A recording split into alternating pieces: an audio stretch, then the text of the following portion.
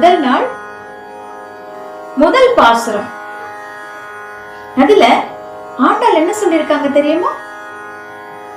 மார்கழி திங்கள் மதி நிறைந்த நன்னாளாம் நீராட போதுவீர் போதுமினோ நேரிழையீர் சீர்மல்கும் ஆய்ப்பாடி செல்வர் சிறுமீர்கள் கூர்வேல் கொடுந்தொழிலன் நந்தகோபன் குமரன் ஏரார்ந்த கன்னி யசோதை இளஞ்சிங்கம் கார்மேனி செங்கன் கதிர்மதியம் போல் முகத்தான் நாராயணனே நமக்கே பறை தருவான் பாரோர் புகழ படிந்தேலோர் எம்பாவாய்.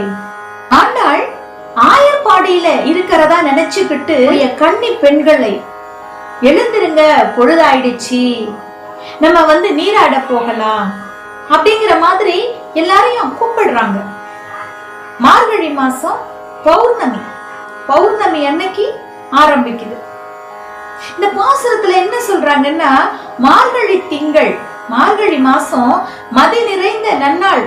மதி அப்படின்னா முழு நிலவு ஒளி வீசக்கூடிய நாள், அதாவது பௌர்ணமி.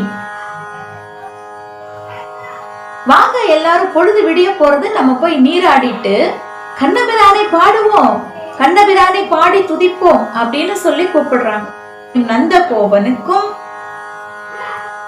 அழகான கண்களை உடைய யசோதை பிராட்டியாருடைய மகனுமான கண்ணபிரான் நமக்கெல்லாம் அருள் கொடுப்பதற்காக காத்துக்கிட்டு இருக்கிறாரு.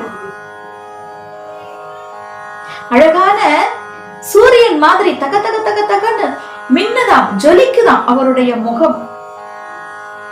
அழகான முகம், கார்மேனியன், கருப்பான மேனியை கொண்ட, அழகான முகத்தை கொண்ட, அருளை பொழிவதற்காக நல்ல மனதையும் கொண்டு காத்து கொண்டிருக்கிறார் கண்ணபிரான்.